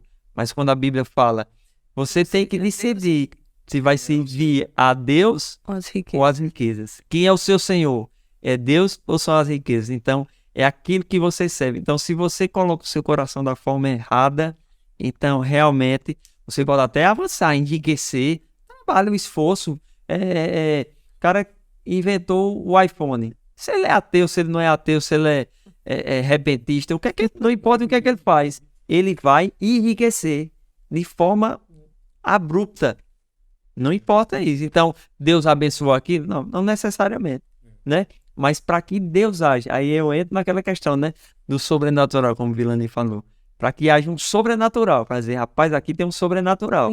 Então, é porque você colocou seu coração de uma forma que Deus vai ver aquilo. Lá em Hebreus diz assim, aqui embaixo recebem os dízimos pessoas comuns, pessoas que morrem, mas lá recebe aquilo de quem se testifica que vive. Mas o dinheiro sobe como? Através das criptomoedas? Tem agora um blockchain que sobe? Não tem isso, né? Então, como é que sobe? É a forma como se faz. Então, o coração, a forma de lidar. Aí eu não falo da forma de planejar, né? Eu não estou falando de planejar, mas das suas finanças serem abençoadas. Então, é você colocar um coração, né? Um coração de semeador, um coração generoso mesmo, no mais forte que essa palavra possa definir em relação a doação, em relação a investimento nas coisas, né? Ser generoso de coração. Então, essa é a forma como as finanças... Eu acho que a forma de medir generosidade é pelo coração, né? Não se mede pelo quanto se sai, pelo quanto se mede mesmo pela... Se sai, como é que vai concorrer com o Neymar? Essa relação de paternidade, vai ser mais generoso. Essa relação de paternidade, quando a gente entende a relação de paternidade que a gente tem com Deus, muda muito nosso relacionamento com Deus, né? Porque Deus é Pai. Ponto.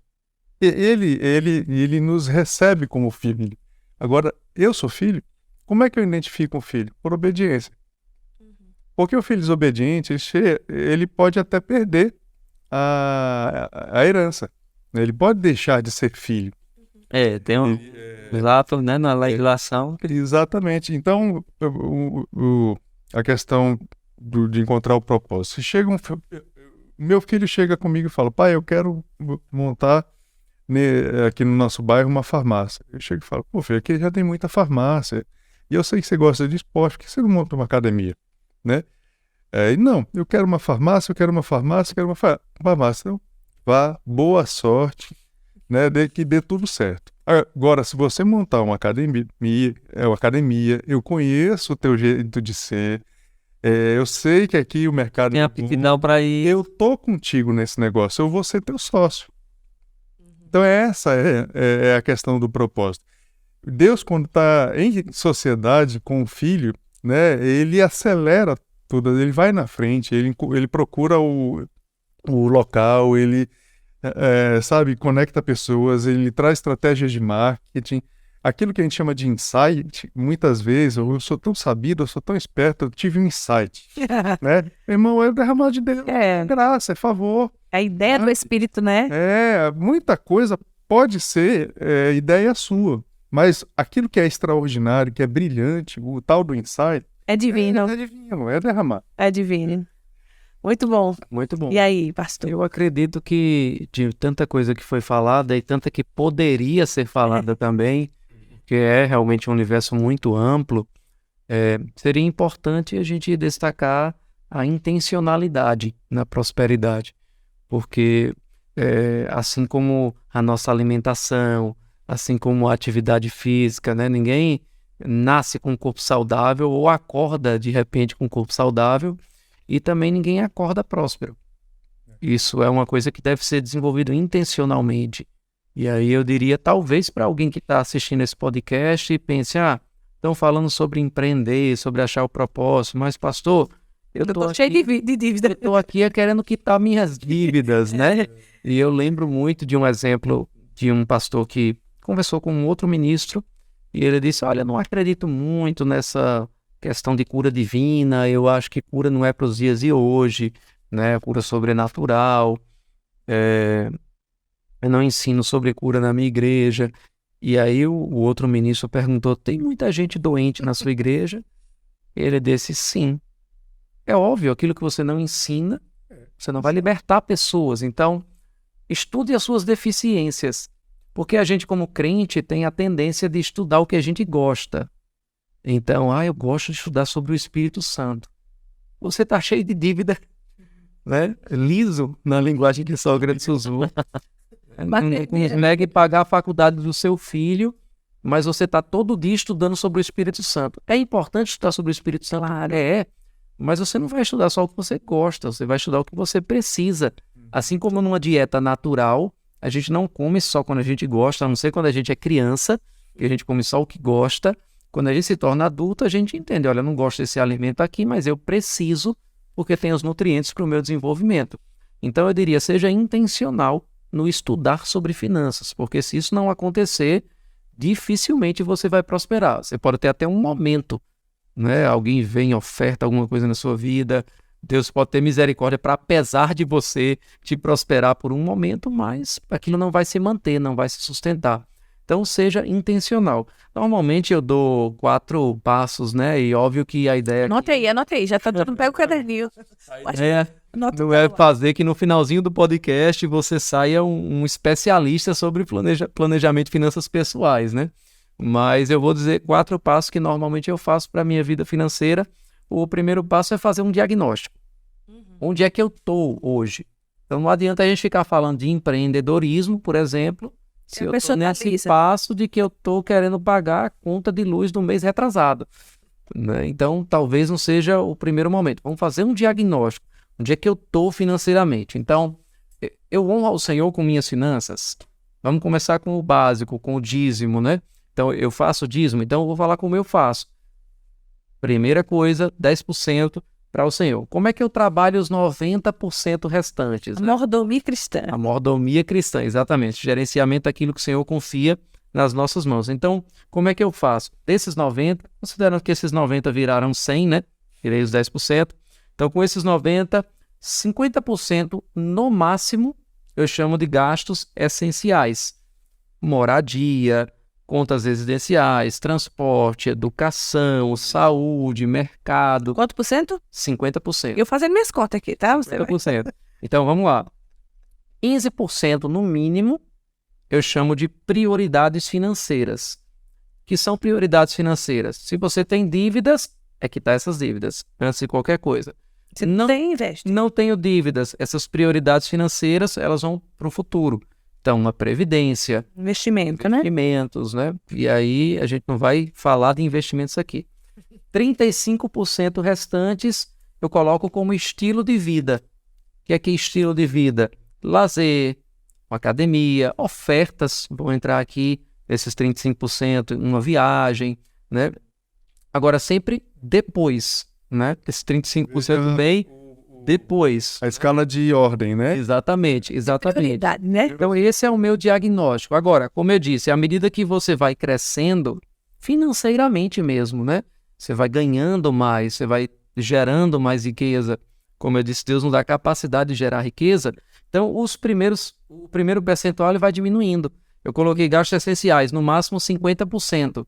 Aí você pode estar assistindo dizendo, mas pastor, meus gastos essenciais são 90%.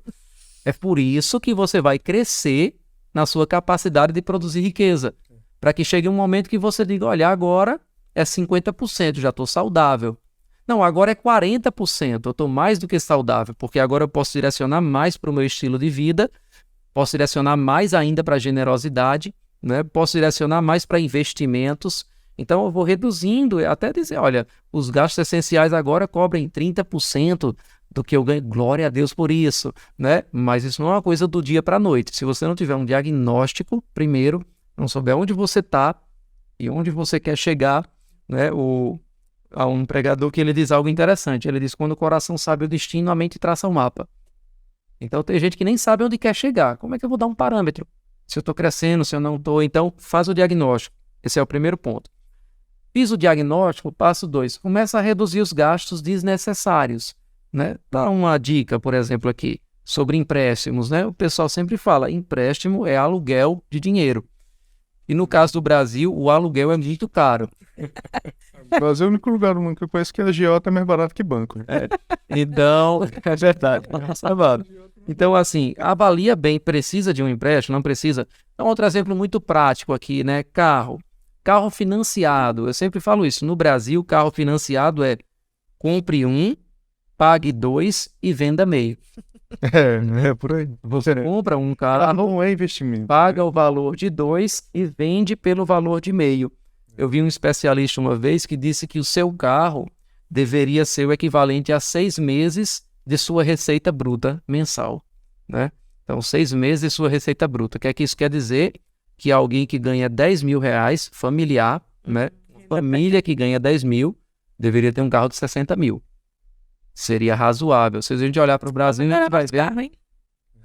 Se a gente olhar para o Brasil, a gente vai ver que a maioria das pessoas não respeita isso e normalmente tem um carro bem acima da... né, do que ganha familiarmente. Então são dicas práticas mesmo, né? Às vezes até para dar uma ideia de prosperidade, a pessoa acaba comprando o que não pode. Outra dica prática, que o né? brasileiro aceita isso como ideia de prosperidade. Como ideia de prosperidade, né? É ruim, porque você está fingindo, né?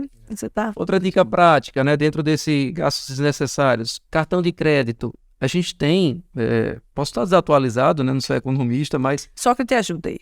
400% ao ano. É isso mesmo. Era 300 de alguma coisa também. Imagina isso, 400% ao ano.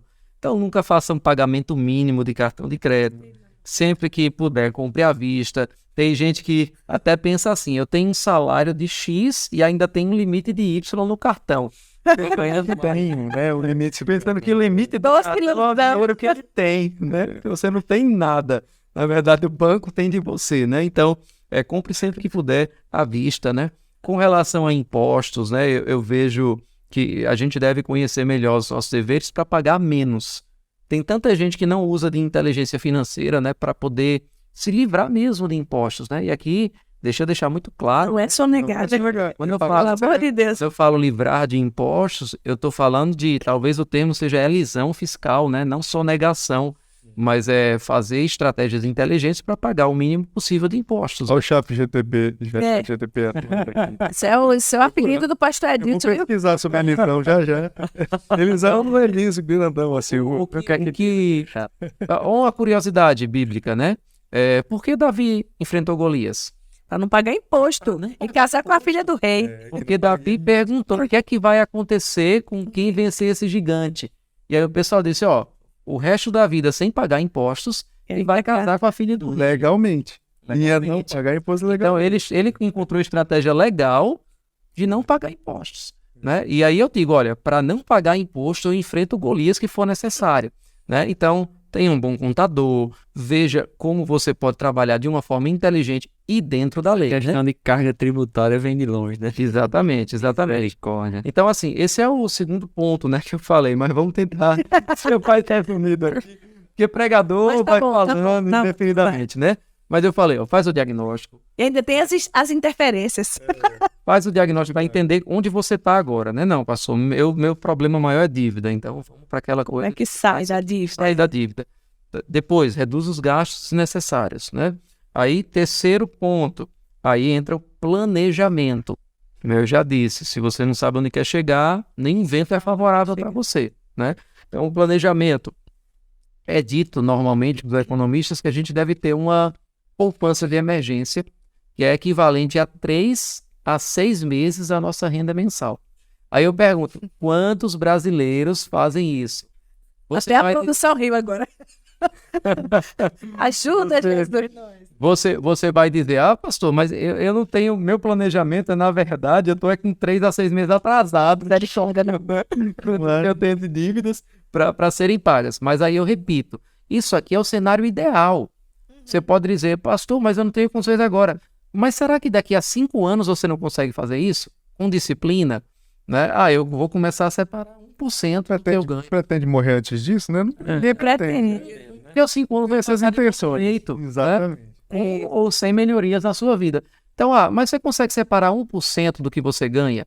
Eu falo isso às vezes com as pessoas e tem gente que ri. Aquela risada de Sara, né? 1% é o quê? 1% vai fazer o quê? 1% do que eu ganho é Y.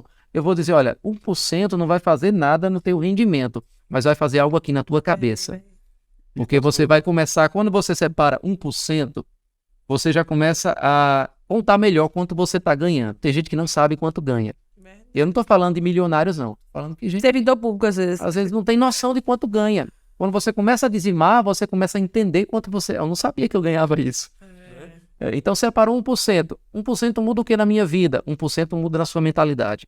E aí você começa a ver que consegue juntar. Daqui a pouco esse 1% vira 2, vira 3, vira 4, vira 5. E daqui a pouco, quando você menos espera, você tem um mês dentro. Ou seja, olha, se eu não tivesse meu emprego agora, e não tivesse rescisão, e não tivesse nada, eu ia ter um mês com a qualidade de vida que eu tenho atualmente. E começa a acontecer um fenômeno na sua mente interessante. Quando você percebe que se você ficasse 3 meses, 6 meses sem renda, sua família não passava necessidades, a sua mente começa a ousar mais. Você não está com tanto medo assim de perder o emprego, você não está com tanto medo assim de o credor bater na porta da sua casa, ou de você fazer um investimento e perder aquele investimento e ficar sem a feira no mês seguinte. Né? A sua mentalidade ela já não começa a trabalhar tanto com o perder, ela começa a trabalhar mais no ganhar. Porque a maioria das pessoas está programado no não perder, ao invés de no ganhar. Né? E é o clássico Máximo manter, né? de Jesus, daquele que fala dos 10 talentos, o que escondeu o talento. Eu tinha medo de perder e eu escondi. Os outros não, ele recebeu 5, quer crescer. Saiu a negociar. Então, aquele que está nessa mentalidade ainda, você está programado só para o pão de cada dia, né? Para aquele momento, você fica com medo de negociar para ganhar, porque você pode perder.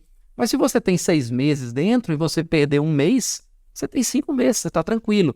Né? Então, isso é importante. Agora, planejamento eu não coloco só no reduzir gastos, né? Porque a gente falou 2, reduzir gastos necessários. Tem gente que pensa que planejamento é só corte de gastos. E eu digo que assim, planejamento que só tem corte de gastos chama-se, para mim, administração de pobreza. Planejamento que só corta gastos é administração de pobreza. Por quê? Você planeja só cortando aqui. Daqui a pouco você vai ter que cortar um pouco mais. Daqui a pouco não tem onde cortar, né? E você só está diminuindo. Então, planejamento envolve crescimento. E aí eu vou dar uma chave aqui, estou caminhando para a conclusão. Ô, Glória. Mas tá bom demais, tá bom demais. O dinheiro, eu costumo dizer, né, que o dinheiro é uma recompensa do seu crescimento pessoal. Então, você não ganha por quanto você acha que merecia ganhar, você não ganha por suas necessidades, né? Eu vejo, até para mim mesmo e para empresário, gente chegando, olha, eu queria um aumento, porque minhas contas aumentaram, né? Porque você não ganha por quanto você precisa pagar.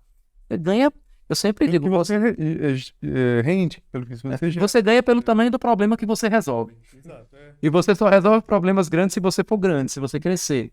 Então, o dinheiro é uma recompensa do seu crescimento pessoal. Então, planejamento envolve investir no seu crescimento pessoal. Né? Qual é a solução que você apresenta? Né? Então, mas tem gente que diz, não, mas minha carreira é uma carreira com rendimento físico, fixo, né?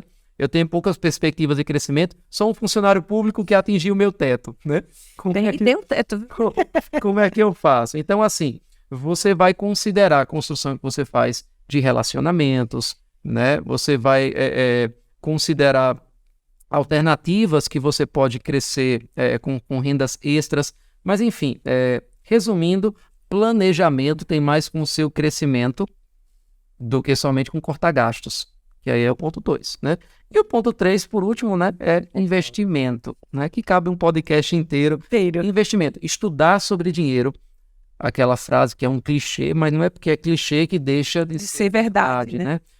Pare de trabalhar por dinheiro, mas deixe o dinheiro começar a trabalhar para você, né? Então, basicamente é isso. E quando a gente fala de investimento, especialmente na cosmovisão cristã, né? A gente tem que falar que investimento também é oferta, né? E é um investimento de 30, 60 e 100 por 1. Tem gente que pensa assim, aí eu encerro com isso, né? Mas aquela pessoa, ela dá porque tem. E se você tem uma perspectiva cristã sobre finanças, você entende, não, ela não dá porque tem, ela tem porque dá. Né? E aí esse é um ciclo virtuoso. Quanto mais você dá, Deus vai dar para você, porque, como eu gosto de dizer, quando o seu alvo é abençoar outros, o alvo de Deus se torna abençoar você. Né? Então, Deus, ele entende, quero prosperar alguém, quero responder ao problema de alguém, ele é o canal. Vou dar a ele, porque ele vai abençoar pessoas. Né? Jesus, né, quando os discípulos chegaram para ele falando sobre quem é o maior, quem vai sentar à direita e à esquerda, ele fala algo interessante, né? Aquele que quiser ser grande, ele não disse aquele que quiser ser grande, não seja, porque querer ser grande é um pensamento errado, é uma coisa ruim. Né? Veja como é diferente da nossa mentalidade, às vezes, sobre dinheiro, né? Deus disse a Abraão, vou fazer o teu nome grande. E aí Jesus disse aos discípulos, aquele que quiser ser grande, sirva. Então, assim, se o meu crescimento responde às dores das pessoas, se o meu crescimento faz as pessoas crescerem junto comigo, se o meu crescimento responde ao propósito dos outros, essas próprias pessoas vão querer me fazer crescer. E aí eu vou prosperar para que outros prosperem, eu vou enriquecer para toda generosidade, eu vou abençoar outros para que Deus possa me abençoar. Pegando o gancho, pastor, vou botar aqui a questão empresarial. Como empreendedor, eu tenho um recurso limitado, não é ilimitado. Se eu sou um empreendedor que tenho generosidade no meu dia a dia, eu quero que a minha generosidade se multiplique mais do que ela vale, né? Mais do que se tivesse na minha mão. Eu poderia pegar, por exemplo, você está no exemplo nosso, pegar recursos da empresa, comprar cestas básicas e distribuir para pessoas carentes. Mas com o recurso que eu tenho destinado para a generosidade, eu compro 10 cestas básicas. Se eu entrego para uma entidade responsável que vai no mercado buscar outras empresas também generosas, aquele recurso que eu compro 10 cestas básicas, essa entidade consegue um desconto no quilo do feijão, do atacadista, do arroz e tal, compra 20, 15 cestas básicas, 12. Multiplica. Ela faz render mais. Então, aquilo que eu ia atender 10 famílias, vai ficando 12, 15, 20 famílias. Por isso que eu cito, por exemplo, a nossa ONG, né? A ONG Movimento. Ela faz as coisas multiplicarem lá, porque lá você tem trabalho voluntário de pessoas que fazem aquele dinheiro render, que monta a cesta, entrega a cesta, eu tenho que pagar um trabalhador para fazer isso, meu combustível fazer isso. Então as coisas multiplicam, é inteligente ofertar na igreja. Eu falo de outras igrejas também. É inteligente porque a igreja faz aquela oferta ser multiplicada. E um hábito, concluindo também, um hábito que eu tenho para minha esposa, eu passo a dica para vocês, é todo o ano, no final do ano, no mês de dezembro, fim de novembro para dezembro, a gente pega as nossas contas pessoais e vê o que a gente está gastando que poderia gastar menos. E é do básico, a gente multiplica por 12. Olha, o nosso plano de celular, determinada empresa, outra empresa, mudando o plano, eu economizo R$100 por pessoa, ou R$30, R$50 por pessoa. R$100 por mês só de celular é R$1.200 no ano. R$1.200 pode ser 2 passagens de avião e de volta, bem comprada numa promoção. Então, se você precisa estar endividado, é um pequeno empresário, um microempresário, você talvez não saiba que das 6 da tarde às 9 da noite, a tarifa de energia e não é pouco mais alta, é 14 vezes mais alta. Chega a 14 vezes o valor de outro horário. Então, você desligar um freezer, se tiver fechado a sua empresa, botar um temporizador ali, que desligue ele 5 para as 6 da tarde e religue 9 e 5 da noite, você não estraga o teu produto e num mês, num ano, é quanto de economia? Tudo dá para economizar, sabe? Então, é muito importante você sentar com a sua esposa, com a sua família, com seus filhos e apresentar suas contas, fazer um planejamento para o ano seguinte, sempre multiplicando por 12. Porque se você se pegar apenas a economia de um mês, aquela economia pode ser pífia e pode te trazer a ilusão de que não precisa economizar aquela economia. E a mesma coisa sem querer ser redundante, mas sem dinheiro, professora. É a mesma coisa com a empresa. Você desligar um aparelho, encurtar um trajeto, enfim. Muito bom. Tudo você coloca na mesa e você consegue enxergar os números. Ei, eu percebi que a gente já vai mais de 1h40. Mas, eu vou finalizar com uma frase, né? O pastor Deus vai finalizar pela terceira vez. Ele vai finalizar. É porque a gente vai puxando, né? Eu lembrei agora de uma frase, eu acredito que é de John Wesley, e eu acredito que ele pode resumir um pouco a essência de como eu vejo finanças para a minha vida, pode ser que sirva para a sua, que está assistindo também, né? E ele falou uma vez, acredito que foi ele, né? Mas a frase ficou marcada para mim, ele diz assim: ganhe o máximo que puder e poupe o máximo que puder para poder ofertar o máximo que puder. John? Eu acredito que, para mim, pode ser estilo de vida sobre finanças. Ganhe o máximo que puder e poupe o máximo que puder para poder ofertar o máximo que puder. Muito bom, muito bom. E aí, considerações finais? Tá no meu feed no Instagram essa frase. Meu feed aí umas 2 vezes eu já coloquei durante meu trajeto. As considerações John Wesley mesmo. Eu coloquei como John Wesley. Perguntar o chat GPT para ver se ele confirma. Né? As considerações. Sim. Já terminou? Ótimo. Então, tem mais alguma coisa para acrescentar? Só mais meia hora. Ai, misericórdia. Tem oportunidade. A pergunta se tem é uma pergunta perigosa. Ela é perigosa. E se tratando disso aqui, do tema, né? Bom demais, então, gente, muito obrigada. Bom demais você que nos acompanha aí. Você já espalha aí essa mensagem, essa pregação. Top demais. Eu aprendi demais aqui. Eu tenho certeza que você não é diferente de mim. Então, aprendemos juntos. Para finalizar, agora é o meu finalizar, nós vamos encerrar com Provérbios 11, 24 e 25, que diz: a quem dá liberalmente, ainda se lhe acrescenta mais e mais. Ao que retém mais do que é justo, ser-lhe-á por pura perda. A alma generosa prosperará. Muito bom, Glória. Amém? Então é isso, que regar será regado e seremos abençoados se houver em nós uma liberação de coração para abençoar o outro, assim como Deus fez com Abraão, né?